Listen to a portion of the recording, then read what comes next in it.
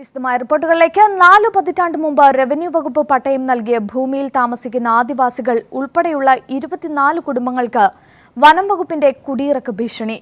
കാസർഗോഡ് ജില്ലയിലെ വെസ്റ്റ് എളേരി ചാമക്കളം സ്വദേശികളാണ് ആശങ്കയിൽ കഴിയുന്നത്. സർക്കാർ നൽകിയ ഭൂമി സർക്കാർ തന്നെ തിരിച്ചുപിടിക്കാൻ നീക്കം നടത്തുമ്പോൾ നിസ്സഹായരാവുകയാണ് ഈ കർഷക തൊഴിലാളി കുടുംബങ്ങൾ. ഭൂരഹിതരായ കർഷക തൊഴിലാളികൾക്ക് സർക്കാർ പതിച്ചു നൽകിയ മിച്ചഭൂമിയിൽ 4 പതിറ്റാണ്ടായി വീട് വെച്ചും കൃഷി ചെയ്തും ജീവിച്ചു വരുന്നവരാണ് കാസർഗോഡ് വെസ്റ്റ് എളേരി ചാമക്കളത്തെ കുടിയിറക്ക് ഭീഷണി നേരിടുന്ന 24 കുടുംബങ്ങൾ. ജന്മിയിൽ നിന്നും ഏറ്റെടുത്ത മിച്ചഭൂമി 1976-ൽ അന്നത്തെ കണ്ണൂർ ജില്ലാ കലക്ടറാണ് ഭൂരഹിതരായ കർഷക തൊഴിലാളി കുടുംബങ്ങൾക്ക് പതിച്ചു നൽകിയത്. അന്ന് 1 ഏക്കർ വീതം ഭൂമിയാണ് അനുവദിച്ചത്. ഈ ഭൂമിയെല്ലാം ഇപ്പോൾ മക്കൾക്ക് വീതം വെച്ച് നൽകിയതിനെ തുടർന്ന് കുടുംബങ്ങളുടെ എണ്ണവും വർദ്ധിച്ചു. ഭൂമിയാകെ കായ്ഫലങ്ങൾ നിറഞ്ഞു നിൽക്കുന്നു. ഇതിനിടെയാണ് ഈ ഭൂമി തങ്ങൾക്ക് അവകാശപ്പെട്ടതാണെന്നും കുടിയിറങ്ങേണ്ടി വരുമെന്നും വനംവകുപ്പ് ഈ കുടുംബങ്ങൾക്ക് മുന്നറിയിപ്പ് നൽകിയത്. നാട്ടുകാരനായ MG രാമചന്ദ്രൻ എത്രയോ വർഷമായിട്ട് ഇവരിവിടെ കുടിയിരിക്കുന്നതാണ്. ഇപ്പോൾ ഫോറസ്റ്റുകാർ വന്നിട്ട് പറയുന്നത് ഇവിടെ അത് ഫോറസ്റ്റ് ഏരിയയാണ്, കാര്യമായ ദേഹണമൊന്നും ചെയ്യാൻ വേണ്ടി പാടില്ല. വനംവകുപ്പ് പറയുന്നത് അവരുടേതാണെന്ന്. റവന്യൂ വകുപ്പാണല്ലോ ഇവർക്ക് സ്ഥലം കൊടുത്തത്. കുടിയിറക്ക് ഭീഷണിയിൽ നിന്നും ഈ ജനങ്ങളെ രക്ഷിക്കണം. കർണാടക അതിർത്തിയോട് ചേർന്ന് കിടക്കുന്ന പ്രദേശമാണ് ചാമക്കളം.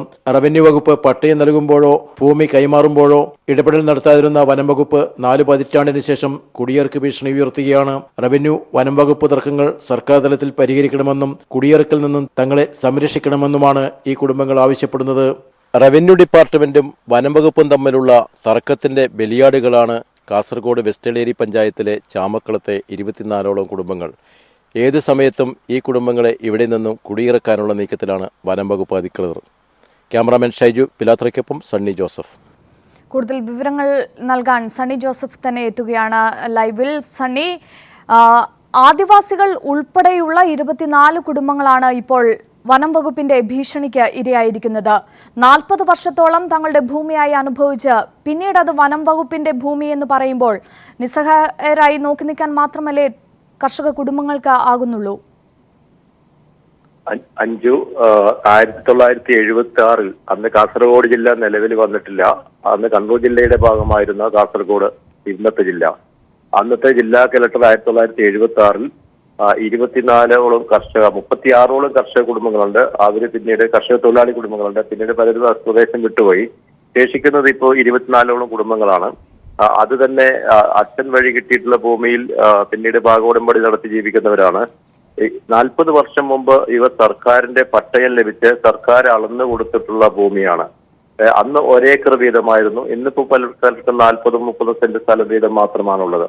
അക്കാലത്ത് തന്നെ ദേഹണ്ഡങ്ങൾ വെച്ചുപിടിപ്പിക്കുകയും 40 വർഷത്തിലധികം പ്രായമുള്ള തെങ്ങുകൾ വരെ നമുക്ക് അവിടെ കാണാൻ വേണ്ടി സാധിക്കും. എല്ലാവരും വീട് വെച്ച് താമസിക്കുന്നവരാണ്. ഈ കുടുംബങ്ങളാണ് ഇപ്പോൾ വനം വകുപ്പ് പറയുന്നത് ഈ പറയുന്ന പ്രദേശത്തെ ഭൂമിയെല്ലാം വനം വകുപ്പിന്റേതാണ്. അന്ന് റവന്യൂ വകുപ്പിന് തെറ്റുപറ്റിയതാണ്. വനം വകുപ്പിന് അവകാശപ്പെട്ട ഭൂമി റവന്യൂ വകുപ്പ് അളന്നു നൽകിയതാണ് എന്ന നിലയിലുള്ള റവന്യൂ വകുപ്പും വനം വകുപ്പും തമ്മിലുള്ള തർക്കമാണ് യഥാർത്ഥത്തിൽ ഇവിടുത്തെ പ്രശ്നം. ഇവര് നിയമവിധേയമായി ഭൂരഹിതരായ കർഷക തൊഴിലാളികൾക്ക് അന്നത്തെ മിച്ചഭൂമി പതിച്ചു കൊടുക്കൽ നടപടിയുടെ ഭാഗമായി അർഹതപ്പെട്ട അവർ അപേക്ഷ നൽകി അവരുടെ യോഗ്യത മനസ്സിലാക്കിയതിനു ശേഷം ജില്ലാ കലക്ടർ 1 ഏക്കർ വീതം ഭൂമി അന്ന് പതിച്ചു നൽകിയതാണ്. അതിന്റെ പട്ടയവും തുടർന്ന് അവർ നികുതി അടച്ചു വരുന്നതാണ്. ജന്മിക്കുള്ള അടിസ്ഥാന പണവും അവർ കൊടുക്കേണ്ട പണവും അന്ന് 12 രൂപ 50 പൈസയാണ് അന്നത്തെ നിരക്ക്. അതെല്ലാം അടച്ച് അവരുടെ സ്വന്തമായി അനുഭവിച്ചു വരുന്ന ഭൂമിയാണ്. ഇപ്പോൾ തർക്കം ഇതാണ്. അവിടെ വനം വകുപ്പ് അവകാശപ്പെടുന്നത് ഈ ഭൂമിയെല്ലാം വനം വകുപ്പിന് അവകാശപ്പെട്ടതാണ്. റവന്യൂ യഥാർത്ഥത്തിൽ ഈ ഭൂമിയുടെ നേരത്തെ ഉണ്ടായിരുന്ന ജന്മി വനം വകുപ്പിന്റെ കൈവശമുള്ള ഭൂമി റവന്യൂ വകുപ്പിന് കൈമാറുകയും റവന്യൂ വകുപ്പ് അത് ഏറ്റെടുത്ത മിച്ചഭൂമിയായി ഭൂരഹിതരായ കർഷക തൊഴിലാളികൾക്ക് വിതരണം ചെയ്തു എന്നുള്ളതാണ് വനം വകുപ്പിന്റെ വാദം. അതുകൊണ്ട് ഇതിലിനി ദേഹണ്ഡങ്ങൾ വെച്ചുപിടിപ്പിക്കാൻ പാടില്ല, നിങ്ങൾ എത്രയും വേഗം ഇവിടുന്ന് ഒഴിഞ്ഞു തരേണ്ടി വരും എന്ന നിലയിലുള്ള ഭീഷണിയാണ്. അടുത്ത UDF ഭരണത്തിന്റെ കാലത്താണ് വനം വകുപ്പിന്റെ ഇടപെടൽ ഉണ്ടായത്. LDF സർക്കാർ വന്നതിന് ശേഷം ഇതിന് ആ നിലയിലുള്ള ഒരു ഇടപെടൽ ഉണ്ടായിട്ടില്ലെങ്കിലും ഏത് സമയത്തും ഈ ഭൂമി തങ്ങൾക്ക് കൈവിട്ടു പോകുമോ എന്ന ആശങ്കയിലാണ് ഈ പ്രദേശത്തെ 24ഓളം കർഷക കുടുംബങ്ങൾ. അതിൽ പട്ടികജാതി വിഭാഗക്കാരും പട്ടികവർഗ വിഭാഗത്തിലും പെട്ട ആളുകളുണ്ട്, മറ്റു വിഭാഗങ്ങളിൽപ്പെട്ട കർഷക തൊഴിലാളി കുടുംബങ്ങളുണ്ട്. എല്ലാവരും കൂലിപ്പണിയെടുത്ത് ജീവിക്കുന്നവരാണ്. ഇപ്പോൾ അത്യന്തം ഭീഷണിയിലും ഭയത്തിലും ഈ കുടുംബങ്ങൾ കഴിയുകയാണ്. ഇവർക്ക് ശാശ്വതമായ ഈ ഭീഷണിയിൽ നിന്നും വനംവകുപ്പിന്റെ ഭീഷണിയിൽ നിന്നും ഒഴിവാക്കി അവർക്ക് കൈവശം വെച്ച് വരുന്ന ഭൂമി തുറന്ന് ജീവിക്കാനുള്ള അവകാശത്തിന് വേണ്ടി സമരരംഗത്തിറങ്ങിയിട്ടുണ്ട്. എൻ രാജഗോപാലൻ MLA, തൃക്കരിപ്പൂർ മണ്ഡലം MLA ഉൾപ്പെടെയുള്ളവർ സ്ഥലം സന്ദർശിക്കുകയും പ്രശ്നത്തിന്റെ ഗൗരവം മനസ്സിലാക്കുകയും ചെയ്തിട്ടുണ്ട്. ഇപ്പോഴത്തെ LDF സർക്കാരിൽ നിന്നും ഈ പ്രദേശത്തെ ജനങ്ങൾ തീർച്ചയായും നീതി പ്രതീക്ഷിക്കുകയാണ്. പ്രത്യേകിച്ച് കാസർഗോഡ് ജില്ലക്കാരനായ റവന്യൂ മന്ത്രി ഈ പ്രശ്നത്തിൽ ഇടപെടും എന്ന് തന്നെയാണ് ഇവിടുത്തെ ആളുകൾ പ്രതീക്ഷിക്കുന്നത്. അഞ്ജു, തീർച്ചയായും സണി, അത് തന്നെയാണ് 1976 കൊടുത്ത പട്ടയം ഇന്ന് 40 വർഷങ്ങൾക്ക് ശേഷം സർക്കാർ തന്നെ നൽകിയ ഭൂമി സർക്കാർ തന്നെ തിരിച്ചുപിടിക്കുന്ന ഒരു സാഹചര്യത്തിലേക്കാണ് കാര്യങ്ങൾ പോകുന്നത്. ഇവിടെ കടുംപിടുത്തം പിടിക്കുന്നത് ആരാണ്? യഥാർത്ഥത്തില് ഇത് അക്കാലത്ത് ഉണ്ടായിട്ടുള്ള നടപടിക്രമങ്ങളുടെ പ്രശ്നമാണ് യഥാർത്ഥം സംഭവിച്ചത്. ജന്മി വിട്ടുകൊടുത്ത ഭൂമി മിച്ചഭൂമിയായി നമ്മള് ഭൂപരിഷ്കരണ നിയമം നടപ്പാക്കിയ സമയത്ത് ഒരു കുടുംബത്തിന് കൈവശം വെക്കാവുന്ന 12 ഏക്കർസ് ഭൂമി, അതിനപ്പുറം വരുന്ന ഭൂമി ജന്മിമാർ വിട്ടുകൊടുക്കണമെന്ന നിയമം പ്രകാരം ഭൂപരിഷ്കരണ നിയമം പ്രകാരമുണ്ട്. അപ്പൊ അത് പ്രകാരം ജന്മി വിട്ടുകൊടുത്ത ഭൂമിയാണ്. യഥാർത്ഥത്തില് നമുക്ക് മനസ്സിലാക്കാൻ കഴിയുന്നത് റവന്യൂ വനം വകുപ്പിന്റെ ഭൂമി അക്കാലത്ത് ജന്മി കൈവശം വെച്ചിരുന്നിരിക്കാം. ആ ഭൂമിയെ തന്റെ കൈവശാവകാശ ഭൂമി എന്ന നിലയിൽ റവന്യൂ വകുപ്പിന് കൈമാറുകയാണുണ്ട്. ആ സമയത്ത് തന്നെ റവന്യൂ വകുപ്പോ വനം വകുപ്പോ ഇക്കാര്യത്തിലൊരു പഠനം നടത്തുകയോ ആ നിലയിൽ സ്ഥിരീകരണം ലഭിച്ചതിന് ശേഷം ഭൂമി ഏറ്റെടുത്തില്ല. ഇത് കാസർഗോഡിന്റെ മാത്രമല്ല മറ്റു ജില്ലകളിൽ ഇത് സമാന സ്വഭാവമുള്ള പ്രശ്നങ്ങൾ ഉണ്ടായിട്ടുണ്ട്. സർക്കാർ ഭൂമി തന്നെ സർക്കാരിന് വിട്ടുകൊടുത്തതിന് ശേഷം അത് തങ്ങളുടെ കൈവശ ഭൂമിയാണ് വിട്ടുകൊടുത്തത് എന്ന നിലയിലുള്ള വാദം ഉന്നയിക്കുക. ആ നിലയിൽ കൈമാറ്റപ്പെട്ട ഭൂമിയാണ് എന്നാണ് ഇപ്പോൾ നമുക്ക് മനസ്സിലാക്കാൻ വേണ്ടി കഴിയുന്നത്. എന്തായാലും 40 വർഷത്തിന് ശേഷം ഫോറസ്റ്റ് വനം വകുപ്പ് തങ്ങളുടെ ഭൂമി എന്ന അവകാശവാദം ഉന്നയിച്ച് ജണ്ട കെട്ടാൻ വരുന്നതും ഈ കുടുംബങ്ങളെയെല്ലാം അവിടെ നിന്ന് കുടിയിറക്കാൻ ശ്രമിക്കുന്നതും അത്യന്തം പ്രതിഷേധാത്മകമായ നിലയിലാണ് ജനങ്ങൾ കാണുന്നത്. കാരണം സർക്കാർ റവന്യൂ വകുപ്പിലെ ഉദ്യോഗസ്ഥർ വന്ന് അളന്നു കൊടുത്ത ഭൂമി, അതുപോലെ തന്നെ റവന്യൂ വകുപ്പിലെ ഉദ്യോഗസ്ഥർ നികുതി വാങ്ങുന്നതും പട്ടയം അനുവദിച്ച ഭൂമിക്ക് നമ്മൾ സാധാരണ കേൾക്കുന്നത് പോലുള്ള വനം വകുപ്പിന്റെ ഭൂമി കയ്യേറി പിന്നീട് പട്ടയത്തിന് ശ്രമിക്കുകയല്ല ഇവർ ചെയ്തത്. യഥാർത്ഥത്തിൽ സർക്കാർ വിളിച്ചു വരുത്തി അവരെ കൊണ്ട് ഇരുത്തിയതാണ് അവിടെ. അവരുടെ കൃഷിഭൂമിയാണ്. ആ ഭൂമിയിൽ നിന്നും ഇന്ന് ഇറങ്ങിപ്പോകണമെന്ന് പറയുമ്പോൾ സ്വാഭാവികമായിട്ടും ഉണ്ടാവുന്ന പ്രതിഷേധം വളരെ വലുതാണ്. വനം വകുപ്പും റവന്യൂ വകുപ്പും ഇക്കാര്യത്തിൽ ഒരു ധാരണയിലെത്തി ഇവരുടെ കൈവശ ഭൂമി ഇവർക്ക് വിട്ടുകൊടുക്കുക എന്നുള്ള ഒരു സാമാന്യ മര്യാദ മാത്രമാണ് ഈ ജനങ്ങൾ ഇപ്പോൾ പ്രതീക്ഷിക്കുന്നത്. തീർച്ചയായും സണ്ണി, ഏതാണ്ട് റവന്യൂ വകുപ്പിന്റെയും വനം വകുപ്പിന്റെയും തർക്കത്തിന് ബലിയാടാവുകയാണ് ഇന്ന് ഈ കുടുംബങ്ങൾ. ഈ തർക്കം നാളുകളായി തുടരുന്നതാണ്. ഒരുപക്ഷെ UDF സർക്കാരിന്റെ കാലത്ത് ഇത്തരം ഒരു ഭീഷണി, അത് UDF നേതാക്കളുടെ ഒരു ഇടപെടൽ മൂലം ഉയർന്നു വന്ന ഒരു കാര്യമാണോ ഇത്? UDF നേതാക്കളുടെയോ എന്തെങ്കിലും തരത്തിലെ രാഷ്ട്രീയ ഇടപെടല്. കാരണം ഈ പ്രദേശത്ത് താമസിക്കുന്ന ആളുകളെല്ലാം വ്യത്യസ്ത രാഷ്ട്രീയ പാർട്ടികളിൽപ്പെട്ടവരുമാണ്. പക്ഷേ ഇവരുടെ പ്രശ്നങ്ങളെല്ലാം സമാന സ്വഭാവമുള്ളതാണ്. UDF സർക്കാരിന്റെ കാലത്താണ് വനം വകുപ്പിന്റെ കാര്യമായ ഒരു ഇടപെടൽ ഉണ്ടാകുകയും ഇവരെ ഇവിടെ നിന്ന് ഇറക്കി വിടാനുള്ള ശ്രമം ആരംഭിക്കുകയും ചെയ്തത്. ഇനി സാധാരണ ഒരു വർഷത്തെ വിളകളല്ലാണ്ട് കപ്പ, ചേന, ചേമ്പ് ഇങ്ങനെയുള്ള ഒരു വർഷം കൊണ്ട് വിളയെടുക്കാവുന്ന വിളകൾ മാത്രമേ കൃഷി ഇറക്കാവൂ. പല വർഷങ്ങൾ വെച്ചുപിടിപ്പിക്കരുത്. അതുപോലെ പെർമനന്റ് ആയിട്ട് ഉള്ള വീടുകൾ കെട്ടാൻ പാടില്ല എന്ന നിലയിലുള്ള വിഷയങ്ങളാണ്. ഇപ്പോൾ ഇവർക്ക് പുതുതായിട്ട് നികുതി അടയ്ക്കാനുള്ള സംവിധാനം തടസ്സപ്പെടുത്തുന്ന രീതിയുണ്ട്. എന്തായാലും ഈ പ്രശ്നത്തില് റവന്യൂ മന്ത്രി ഉൾപ്പെടെ മണ്ഡലം MLA ഈ പ്രശ്നം മന്ത്രിയുടെ ശ്രദ്ധയിൽപ്പെടുത്തിയിട്ടുണ്ട്. പക്ഷേ ഇക്കാര്യത്തിൽ തീരുമാനം ഇനിയും ഉണ്ടായിട്ടില്ല. സർക്കാർ വകുപ്പുകളുടെ സ്വാഭാവികമായിട്ട് ഉണ്ടാകുന്ന ചുവപ്പ് നടയുടെ ഫലമായിട്ട് ഇവരുടെ പ്രശ്നം അതേപോലെ നിലനിൽക്കുന്നു എന്നുള്ളതാണ്. അതിവേഗത്തിൽ ഈ പ്രശ്നത്തിന് പരിഹാരം കണ്ടെങ്കിൽ ഈ കുടുംബങ്ങൾക്ക് പ്രക്ഷോഭത്തിന്റെ മാർഗം തേടേണ്ടി വരും. വനംവകുപ്പും റവന്യൂ വകുപ്പിലെ ഉന്നത ഉദ്യോഗസ്ഥരും വകുപ്പ് മന്ത്രിമാരും ജനപ്രതിനിധികളും ആക്ഷൻ കമ്മിറ്റിയുടെ പ്രതിനിധികളെല്ലാം ഒരു മേശയ്ക്ക് ചുറ്റും ഇരുന്നാൽ ചർച്ച ചെയ്ത് പരിഹരിക്കാവുന്ന ഒരു വിഷയമാണ്. വനംവകുപ്പിനെ സംബന്ധിച്ച് ഈ ഭൂമി ഏറ്റെടുക്കുക എന്ന് പറയുന്നത് അത്ര എളുപ്പമായിട്ടുള്ള കാര്യമല്ല. സ്വാഭാവികമായിട്ട് ജനങ്ങൾ ശക്തമായ പ്രതിഷേധം ഉയർത്തുമ്പോൾ അവരെ കുടിയിറക്കി നടത്താൻ സാധിക്കുമെന്ന് നമുക്ക് കരുതാൻ കഴിയില്ല. അഞ്ജു, ശരി. 4 പതിറ്റാണ്ട് മുമ്പ് റവന്യൂ വകുപ്പ് പട്ടയം നൽകിയ ഭൂമിയിൽ താമസിക്കുന്ന ആദിവാസി കുടുംബങ്ങൾ ഉൾപ്പെടെയുള്ള 24 കുടുംബങ്ങൾക്കാണ് വനം വകുപ്പിന്റെ കുടിയിറക്ക് ഭീഷണി. എന്തായാലും ഈ UDF സർക്കാരിന്റെ കാലത്തുണ്ടായ ഈ ഭീഷണിക്ക് LDF സർക്കാർ നീതി നൽകുമെന്ന പ്രതീക്ഷയിൽ തന്നെയാണ് കോഴിക്കോട്ടെ ജനങ്ങൾ.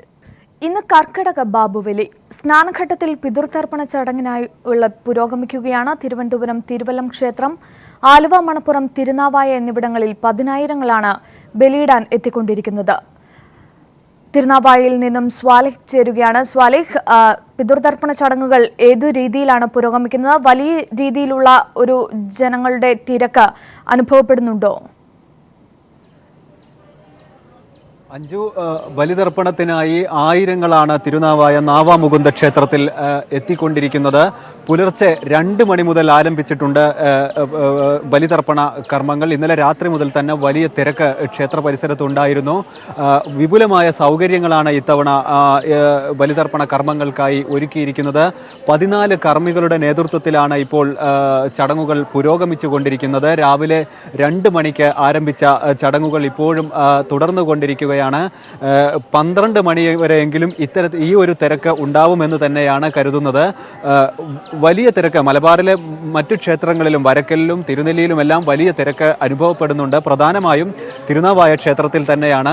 മലബാറിലെ 4 ഭാഗത്തു നിന്നുള്ളവർ, പ്രത്യേകിച്ച് മലപ്പുറം ജില്ലയുടെ പുറത്തു നിന്നുള്ളവരെല്ലാം ഇവിടെയാണ്, തിരുനാവായ ക്ഷേത്രത്തിലാണ് എത്തിക്കൊണ്ടിരിക്കുന്നത്. വലിയ തിരക്ക് നമുക്ക് കാണാൻ കഴിയുന്നുണ്ട്. അഞ്ജു, സുരക്ഷാ സന്നാഹങ്ങളും ഒരുക്കിയിട്ടുണ്ടോ അവിടെ? തീർച്ചയായും ഇന്നലെ വൈകുന്നേരം മുതൽ തന്നെ കൗണ്ടറുകൾ, പ്രത്യേകം കൗണ്ടറുകൾ തുറന്ന് 20 കൗണ്ടറുകൾ ഇതിനായി പ്രത്യേകം ഒരുക്കിയിട്ടുണ്ട്. ഇവിടെ നിന്ന് ഭക്തരെ വരിയായി ഇങ്ങോട്ട് കൊണ്ടുവരികയാണ്. ഇതിനായി പോലീസുണ്ട്, അതുപോലെ സന്നദ്ധ സംഘടനാ പ്രവർത്തകരുണ്ട്. 300ഓളം പോലീസുകാരുടെ സേവനം തിരുനാവായ ക്ഷേത്രത്തിലുണ്ട്. പോലീസ് കനത്ത ഗതാഗതം നിയന്ത്രിക്കാനെല്ലാം വലിയ ഒരുക്കങ്ങൾ നേരത്തെ തന്നെ ഇവിടെ നടത്തിയിരുന്നു. ഗതാഗത നിയന്ത്രണവും നഗരത്തിൽ ഏർപ്പെടുത്തിയിട്ടുണ്ട്. അതോടൊപ്പം തന്നെ സ്നാനഘട്ടത്തിൽ സുരക്ഷയൊരുക്കിയിരിക്കുന്നതെല്ലാം പോലീസ് തന്നെയാണ്. അഞ്ജു, ശരി, സ്നാനഘട്ടത്തിൽ പിതൃതർപ്പണത്തിനായുള്ള ചടങ്ങുകൾ പുരോഗമിക്കുകയാണ്. മലപ്പുറത്ത് തിരുനാവായിൽ വലിയ രീതിയിലുള്ള ഒഴുക്കാണ്, ജനങ്ങളുടെ ഒഴുക്കാണ് കാണാൻ കഴിയുന്നത്. വലിയ സുരക്ഷാ സന്നാഹങ്ങളും തയ്യാറാക്കിയിട്ടുണ്ട്. ദിവസങ്ങൾക്ക് മുമ്പേ എല്ലാവിധ ഒരുക്കങ്ങളും തുടങ്ങിയിരുന്നു. ആ ഒരുക്കങ്ങൾ ഏതാണ്ട് ഇന്നലെയോടെ പൂർത്തീകരിക്കാനുമായിട്ടുണ്ട്. ആയിരങ്ങൾ തന്നെയാണ് ഇപ്പോഴും ഒഴുകിയെത്തിക്കൊണ്ടിരിക്കുന്നത്. പ്രത്യേകിച്ച് മലപ്പുറത്തിൻ്റെ വിവിധ ഭാഗങ്ങളിൽ നിന്നുള്ള ജനങ്ങൾ. മലബാറിനെ സംബന്ധിച്ച് തിരുനാവായയാണ് ഏറ്റവും പ്രധാന പിതൃതർപ്പണ ചടങ്ങുകൾക്കായി ഏവരും എത്തുന്ന ഒരു സ്ഥലം. അതുകൊണ്ട് തന്നെ മലപ്പുറത്തിൻ്റെ വിവിധ ഭാഗങ്ങളിൽ നിന്ന്, മലപ്പുറത്തിന് പുറത്തു നിന്നുള്ള ജില്ലകളിൽ നിന്നുകൂടി വലിയ രീതിയിലുള്ള ജനങ്ങളുടെ ഒഴുക്കാണ് തിരുനാവായയിലേക്ക് എത്തിക്കൊണ്ടിരിക്കുന്നത്. കെ ടി സ്വാലിഹാണ് മലപ്പുറത്തു നിന്നും വിവരങ്ങൾ നൽകിക്കൊണ്ടിരുന്നത്.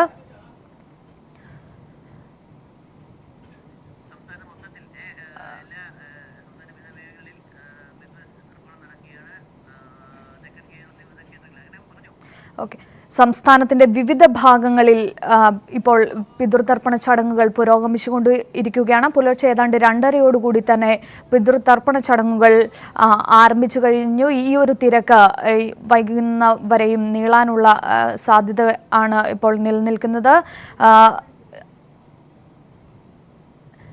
തെക്കൻ കേരളത്തിൽ ശംഖുമുഖത്ത്, ഒപ്പം തിരുവല്ലം ക്ഷേത്ര എന്നിവിടങ്ങളിലൊക്കെ വലിയ രീതിയിലുള്ള ഒരു തിരക്കാണ് അനുഭവപ്പെടുന്നത്. മധ്യ കേരളത്തിൽ ആലുവ, മണപ്പുറത്താണ് വലിയ രീതിയിലുള്ള ഒരു തിരക്ക് അനുഭവപ്പെടുന്നത്. മധ്യ കേരളത്തിലേറെ, ഒരുപക്ഷെ സംസ്ഥാനത്തിൻ്റെ ഏറെ പ്രാധാന്യം അർഹിക്കുന്ന കർക്കിടക ബാബുവലിക്കായി ഏറ്റവും അധികം ആളുകൾ ആലുവ, മണപ്പുറത്തേക്ക് തന്നെയാണ് കൊണ്ടിരിക്കുന്നത്. എന്തായാലും ഇപ്പോൾ ശംഖുമുഖത്ത് നിന്നുള്ള വിവരങ്ങളുമായി ജിതിൻ ചന്ദ്രൻ ചേരുകയാണ്. ജിതിൻ, അവിടുത്തെ ചടങ്ങുകൾ ഏതു രീതിയിലാണ് പുരോഗമിക്കുന്നത്?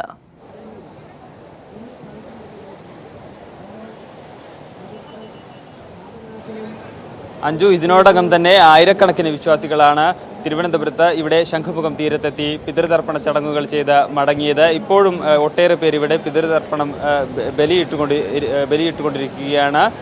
പുലർച്ചെ 3:15 പിതൃതർപ്പണ ചടങ്ങുകളുടെ സമയം ആരംഭിച്ചത്. അപ്പോൾ മുതൽ തന്നെ വലിയ തിരക്കാണ് എല്ലാ സ്നാനഘട്ടങ്ങളിലും എല്ലാ പിതൃതർപ്പണ കേന്ദ്രങ്ങളിലും അനുഭവപ്പെടുന്നത്. തിരുവനന്തപുരത്ത് ദക്ഷിണ കേരളത്തിൽ തന്നെ പ്രധാനമായ പിതൃതർപ്പണ ചടങ്ങ് നടക്കുന്ന ഒരു കേന്ദ്രം തിരുവല്ലം പരശുരാമ ക്ഷേത്രമാണ്. ഒപ്പം തന്നെ വർക്കല പാപനാശം കടൽ തീരത്തും അരുവിപ്പുറത്തുമെല്ലാം തന്നെ ദക്ഷിണ കേരളത്തിൽ പ്രധാനമായും പിതൃതർപ്പണ ചടങ്ങുകൾ നടന്നു വരുന്നു. ഇവിടെയെല്ലാം തന്നെ വിപുലമായ ക്രമീകരണങ്ങളാണ് പിതൃതർപ്പണ ചടങ്ങുകൾക്കായി തിരുവിതാംകൂർ ദേവസ്വം ബോർഡും ഒപ്പം തന്നെ തിരുവനന്തപുരം നഗരസഭയും ചേർന്ന് നടത്തിയിരിക്കുന്നത്. 30ഓളം പുരോഹിതന്മാരാണ് ഓരോ കേന്ദ്രങ്ങളിലും പിതൃതർപ്പണ ചടങ്ങുകൾക്ക് കാർമ്മികത്വം വഹിക്കുന്നത്. ഒരേ സമയം 3000 പേർക്ക് പിതൃതർപ്പണ ചടങ്ങുകൾ നടത്താനുള്ള സൗകര്യം തിരുവല്ലത്ത് ഒരുക്കിയിരിക്കുമ്പോൾ ശംഖുമുഖം തീരത്തും അതിനോടടുത്ത ആൾക്കാർക്ക് പിതൃതർപ്പണം ഒരേ സമയം ചെയ്യാനുള്ള സൗകര്യം ഒരുക്കിയിട്ടുണ്ട്. ശംഖുമുഖത്തെ കാര്യം എടുത്തു പറയുമ്പോൾ ഇത്തവണ കടൽ കൂടുതലായി കരയിലേക്ക് കയറിയിട്ടുണ്ട്. അതുകൊണ്ട് തന്നെ സാധാരണ വർഷങ്ങളിൽ അനുഭവപ്പെടുന്ന തിരക്ക് ഇത്തവണ അനുഭവപ്പെടുന്നില്ല. ഒപ്പം തന്നെ കൂടുതൽ സുരക്ഷാ ക്രമീകരണങ്ങളും അതിൻ്റെ ഭാഗമായി ഒരുക്കിയിട്ടുണ്ട്. കൂടുതൽ ലൈഫ് ഗാർഡുമാരെ തീരത്ത് നിയോഗിച്ചിട്ടുമുണ്ട്. ഇത്തരത്തിലാണ് ശംഖുമുഖത്ത് കാര്യങ്ങൾ പുരോഗമിക്കുന്നത്. ദക്ഷിണ കേരളത്തിലെ മറ്റു ജില്ലകളിലെ കാര്യമെടുത്താൽ കൊല്ലത്ത് തിരുമുല്ലവാരത്താണ് പ്രധാനമായും പിതൃതർപ്പണ ചടങ്ങുകൾ നടക്കുന്ന ഒരു കേന്ദ്രം. ഒപ്പം തന്നെ മുണ്ടക്കൽ പാപനാശം കടൽ തീരത്തും പിതൃതർപ്പണ ചടങ്ങുകൾ പ്രധാനമായും കൊല്ലത്ത് നടക്കുന്നു. പത്തനംതിട്ടയിൽ ആറന്മുള പാർത്ഥസാരഥി ക്ഷേത്രത്തിലാണ് ബലിതർപ്പണ ചടങ്ങുകൾ നടക്കുന്നത്. ഒപ്പം പമ്പയാറിൻ്റെ തീരത്തുള്ള വിവിധ ക്ഷേത്രങ്ങളിലും ബലിതർപ്പണ ചടങ്ങുകൾ പുരോഗമിക്കുകയാണ്. രാവിലെ പുലർച്ചെ 3:15 ആരംഭിച്ച ബലിതർപ്പണ ചടങ്ങുകൾ ആ സമയത്ത് തന്നെ ഒട്ടേറെ പേരാണ് ബലിയിടാനായി എത്തിയിരുന്നത്. ഇപ്പോഴും ആളുകൾ പ്രവഹിച്ചുകൊണ്ടിരിക്കുന്നു. ഉച്ചയ്ക്ക് 2:15 വരെയാണ് ബലിതർപ്പണത്തിനുള്ള സമയം. എങ്കിലും 11 മണിയോടുകൂടി തന്നെ ബലിതർപ്പണം എല്ലാ കേന്ദ്രങ്ങളിലും പൂർത്തിയാകുമെന്നാണ് കരുതുന്നത്. അത്തരത്തിലുള്ള തിരക്കാണ് ഇപ്പോൾ അനുഭവപ്പെട്ടുകൊണ്ടിരിക്കുന്നത്. അഞ്ജു, ശരി. ഇന്ന് കർക്കടക വാവുബലി സ്നാനഘട്ടത്തിൽ പിതൃതർപ്പണത്തിനായുള്ള ചടങ്ങുകൾ പുരോഗമിക്കുകയാണ്. ശമ്പളം ലഭിക്കാത്തതിനെ തുടർന്ന് 10,000-ഓളം ഇന്ത്യക്കാർ സൗദിയിൽ കുടുങ്ങിയ സാഹചര്യത്തിൽ കേന്ദ്ര വിദേശകാര്യ സഹമന്ത്രി വി.കെ. സിംഗ് ഇന്ന് റിയാദിലേക്ക് പോകും. തൊഴിൽ നഷ്ടപ്പെട്ട് സൗദിയിൽ കുടുങ്ങിയ ഇന്ത്യക്കാരെ നാട്ടിലേക്ക് തിരികെ എത്തിക്കുന്നതിന് ഭരണാധികാരികളുമായി വി.കെ. സിംഗ് ചർച്ച നടത്തും. ദുരിതത്തിലായ തൊഴിലാളികൾക്ക് എക്സിറ്റ് വിസ അനുവദിക്കണമെന്ന് മന്ത്രി ആവശ്യപ്പെടും. കൂടുതൽ വിവരങ്ങൾ മനു ശങ്കർ നൽകും. മനു, സൗദിയിലും കുവൈറ്റിലുമായി മലയാളികൾ ഉൾപ്പെടെയുള്ള നിരവധി ഇന്ത്യക്കാരാണ് കുടുങ്ങിക്കിടക്കുന്നത്. ഇവരെ നാട്ടിലെത്തിക്കാനുള്ള നടപടികൾ ഏതു രീതിയിലാണ് പുരോഗമിക്കുന്നത്? ഒപ്പം വി.കെ. സിംഗ് എപ്പോഴാകും റിയാദിലേക്ക് തിരിക്കുക? അഞ്ചു എന്തായാലും അല്പസമയങ്ങൾക്കകം തന്നെ വിദേശകാര്യ സഹമന്ത്രി വി.കെ. സിംഗ് റിയാദിലേക്ക് തിരിക്കുമെന്നാണ് നമുക്ക് ലഭിക്കുന്ന വിവരം. ഇതിനുശേഷം നിലവിൽ സൗദി ഭരണാധികാരികളുമായി നിലവിലെ പ്രശ്നങ്ങൾ ചർച്ച ചെയ്തുകൊണ്ട് കൂടിക്കാഴ്ച നടത്തും. ഏകദേശം 10,000 ഇന്ത്യക്കാർക്ക് ജോലി നഷ്ടപ്പെട്ടെന്നാണ് വിദേശകാര്യ മന്ത്രാലയത്തിന് ലഭിച്ചിരിക്കുന്ന കണക്ക്. ഇതിൽ 700 മലയാളികൾ ഉൾപ്പെട്ടിട്ടുണ്ട് എന്നൊരു വിവരവും ഇപ്പോൾ വിദേശകാര്യ മന്ത്രാലയം തന്നെ നൽകുന്നുണ്ട്. റിയാദിൽ 3,100-ൽ പരം പേർക്ക് മാസങ്ങളായി ശമ്പളം ലഭിച്ചിരുന്നില്ല. സൗദിയിലെ ചില കമ്പനിയിൽ ജോലി ചെയ്തിരുന്ന 2,500-ഓളം പേര്, പ്രത്യേകിച്ച് ജിദ്ദ, മക്ക, തായിഫ് എന്നിവിടങ്ങളിലെ 5 ക്യാമ്പുകളിൽ നിലവിൽ ശമ്പളം പോലും ഇല്ലാതെ ദുരിതത്തിലാണ്. ഇവർക്ക് കഴിഞ്ഞ 25 മുതൽ ഭക്ഷണവും ലഭിച്ചിരുന്നില്ല. 10 ദിവസത്തേക്ക് ആവശ്യമായ ഭക്ഷ്യസാധനങ്ങൾ ഇതിനെ തുടർന്ന് ഇന്ത്യൻ എംബസിയുടെ ഒക്കെ സഹകരണത്തോടെയാണ് ഇവർക്ക് ലഭിച്ചിരുന്നത്. ഈ സാഹചര്യത്തിൽ ദുരിതത്തിലായ തൊഴിലാളികളെ എത്രയും വേഗം നാട്ടിലെത്തിക്കുന്നതിന് എക്സിറ്റ് വിസ നൽകണമെന്ന് ഇന്നലെ തന്നെ വിദേശകാര്യ മന്ത്രാലയം സൗദി ഭരണാധികാരികളോട് ആവശ്യപ്പെട്ടിരുന്നു. ഇതിന് അനുകൂലമായ ഒരു നിലപാടാണ് സൗദി സ്വീകരിച്ചിരിക്കുന്നത്. അതിനാൽ എക്സിറ്റ് വിസ എത്രയും വേഗം നടപ്പാക്കുക, ഇത് സംബന്ധിച്ചുള്ള കാര്യങ്ങൾ വേഗത്തിലാക്കുക എന്ന കാര്യങ്ങളാകും നിലവിൽ വിദേശകാര്യ സഹമന്ത്രി വി.കെ. സിംഗ് ഇന്ന് സൗദി ഭരണാധികാരികളുമായി നടത്തുന്ന ചർച്ചയിൽ മുന്നോട്ട് വയ്ക്കുക. അതോടൊപ്പം 4 മാസത്തെ ശമ്പള കുടിശ്ശിക പ്രശ്നവും തൊഴിലാളികൾക്ക് മുന്നിലുണ്ട്. ഈ ശമ്പള കുടിശ്ശിക പ്രശ്നം പരിഹരിക്കാനുള്ള നടപടികൾ സൗദി സർക്കാർ തന്നെ സ്വീകരിക്കണം എന്നൊരു നിലപാടും ഇന്ത്യ മുന്നോട്ട് വച്ചിരുന്നു. ഈ ഒരു കാര്യവും ചർച്ചയിൽ ഉണ്ടാകുമെന്നാണ് അറിയുന്നത്. നിലവിൽ മടങ്ങുന്നവർക്ക് സാമ്പത്തിക പാക്കേജ്, അതോടൊപ്പം പുനരധിവാസം തുടങ്ങിയവ ഉറപ്പാക്കാൻ സംസ്ഥാനങ്ങളുമായും കേന്ദ്ര സർക്കാർ ഇന്നൊരു കൂടിയാലോചന നടത്തിയേക്കുമെന്നൊരു സൂചനയും ഇപ്പോൾ ദില്ലിയിൽ നിന്നും ലഭിക്കുന്നുണ്ട്. അഞ്ജു, ശരി. മനു ശങ്കറാണ് വിവരങ്ങൾ നൽകിയത്.